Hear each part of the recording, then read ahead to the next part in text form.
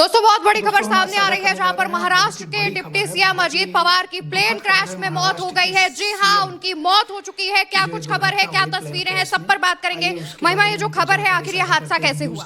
देखिए, हादसे पर तो हम बात करेंगे, लेकिन पहले इन तस्वीरों को देखिए। तस्वीरें काफी ज्यादा भयावह हैं। जहां पर प्लेन क्रैश की जो तस्वीरें सामने आई हैं, आप देखेंगे तो जब क्रैश हुआ, जिस जगह पर वो प्लेन क्रैश हुआ वहां पर प्लेन का पुर्जा अलग हो चुका है। चीथड़े तक दिखाई नहीं दे रहे हैं। पता ही नहीं चल रहा है कि वहां पर कोई प्लेन भी आया था, क्योंकि पूरी तरह से वहां पर जो चीजें हैं, जो आसपास की जगह हैं, वो पूरी तरह से एक आग का बड़ा सा जो गोला है वो दिखाई दे रहा है। इसके साथ साथ में अगर देखें तो वहां पर जैसे ही पुलिस की टीमें पहुंचती हैं, स्थानीय लोग हैं वो भी वहां पर पहुंच जाते हैं और वहां पर जो रेस्क्यू का काम है वो शुरू होता है। तो रेस्क्यू की भी तस्वीरें सामने आ रही हैं, जहां पर पुलिस वाले जो हैं वो वहां पर जितनी भी बॉडीज थी उन्हें लेकर जाया जा रहा है, या फिर जो घायल थे उन्हें लेकर जाया जाता है। शुरुआती जब रिपोर्ट सामने आती है तब पता चलता है कि अजित पवार घायल है। ऐसा कहा जा रहा था कि अजित पवार इस प्लेन में सवार थे और वो घायल थे, लेकिन कुछ ही देर बाद पता चलता है कि उनकी भी इस हादसे में मौत हो गई और प्लेन में करीब अजित पवार को मिलाकर 6 लोग सवार थे। तो उन सभी 6 लोगों की जान जा चुकी है। इनमें उनके पर्सनल असिस्टेंट थे, सुरक्षा कर्मी थे और जो प्लेन का स्टाफ था वो वहां पर मौजूद था।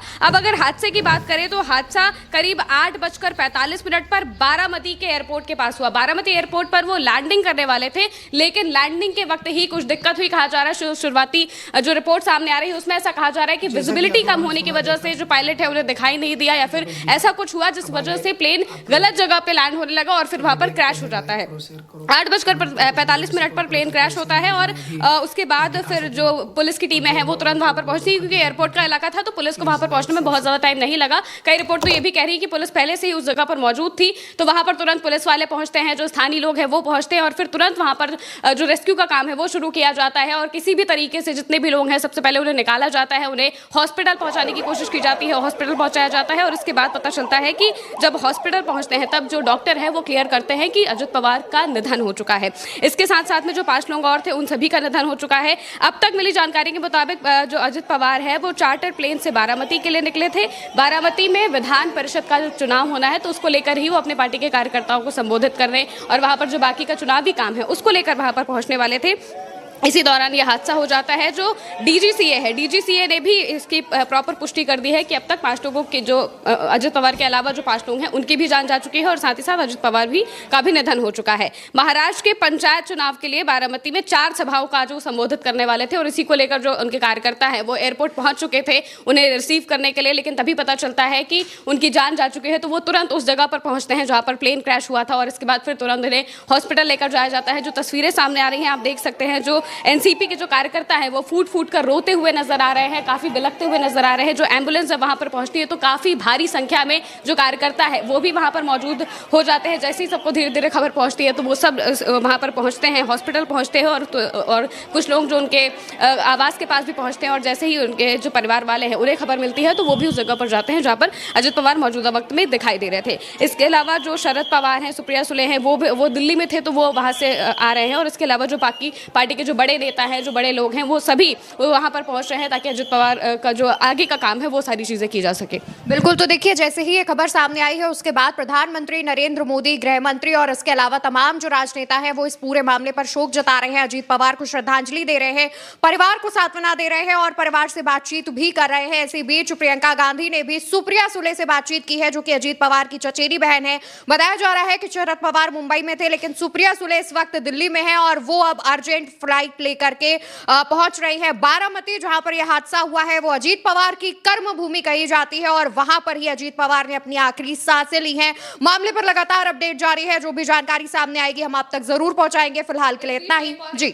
एक और बड़ी खबर ये सामने आ रही है कि जैसे ही अजित पवार का जैसे आज निधन हुआ है तो एक दिन पहले ही बैठक ली गई थी जिसमें सीएम फडणवीस और बाकी के सारे लोग थे। तो इस बैठक में भी अजित पवार शामिल हुए थे और बहुत बड़ी बैठक थी, यानी कि यहाँ पर कुछ बड़ी चीजें करने की प्लानिंग हो रही थी, चुनावी तौर पर किस तरीके से लड़ना है और ये सारी जो चीजें हैं इन सब चीजों को लेकर प्लानिंग की जा रही थी। और लेकिन अगले दिन ही अजित पवार की मौत की खबर सामने आ जाती है। तो अब इसके बाद कहा जा रहा है कि इसको लेकर जो बाकी की सारी चीजें उस पर देखा जाएगा, जो महाराष्ट्र में जो राजनीतिक चीजें हैं उस पर भी ध्यान दिया जाएगा, क्योंकि अजित पवार डिप्टी सीएम के पद पर सवार थे तो यानी कि उनके ऊपर काफी ज्यादा जिम्मेदारियां भी थी। अब डीजीसीए ने अजित पवार की जो विमान डिटेल साझा की उसके बारे में भी बता देते हैं। अभी जो डिटेल्स है बिल्कुल अभी सामने आई है।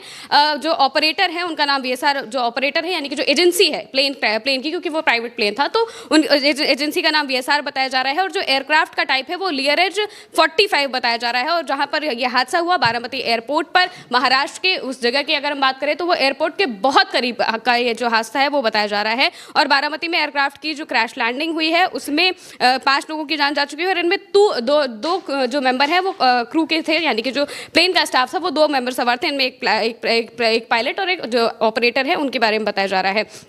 इसके अलावा हमने देखा था कि पिछले साल भी जब अहमदाबाद में प्लेन क्रैश हुआ था तो वहां पर गुजरात के जो पूर्व सीएम हैं उनकी जान चली जाती है। और इसी तरीके से हम देख रहे हैं कि जैसे ही साल की शुरुआत हुई है तो ये पहला ही महीना है और यहाँ पर अजित पवार जो कि महाराष्ट्र के डिप्टी सीएम हैं उनकी जान चली जाती है। और इसको लेकर बाकी के जो प्रधानमंत्री हैं, गृह मंत्री अमित शाह है, देवेंद्र फडणवीस हैं, उन्होंने भी हादसे के बारे में जानकारियां ली हैं और उनके परिवार से बातचीत की है। और एक और जो खबर ये सामने आ रही है कि जो अजित पवार के सामने जो चुनाव लड़ा था जिन्होंने, युगेंद्र पवार, वो रोते हुए दिखाई दिए। जैसे उन्हें खबर मिलती है तो वो काफी फूट फूट कर रोने लगते हैं। वो अजित पवार के भतीजे बताए जा रहे हैं, लेकिन उन्होंने राजनीतिक तौर पर उनके खिलाफ चुनाव लड़ा था। तो अब ये देखना होगा कि जो जिस तरीके से महाराष्ट्र की जो राजनीति है वो भी बदलेगी और साथ ही साथ अजित पवार के अंतिम संस्कार को लेकर जो खबरें आएंगी वो जैसी ही खबरें सामने आएंगी हम आप तक जरूर पहुंचाएंगे। बिल्कुल, तो देखिए 5 बार के डिप्टी सीएम थे अजीत पवार और अभी कुछ दिनों पहले लगभग 15 जनवरी को महाराष्ट्र नगर पालिका का चुनाव हुआ था। उस दौरान अजीत पवार और शरद पवार ने मिलकर एक साथ चुनाव लड़ा था। कई सीटों पर उन्होंने साथ में चुनाव लड़ा था और उसके बाद से अटकलें लगाई जा रही थी, बयान आ रहे थे लगातार सामने।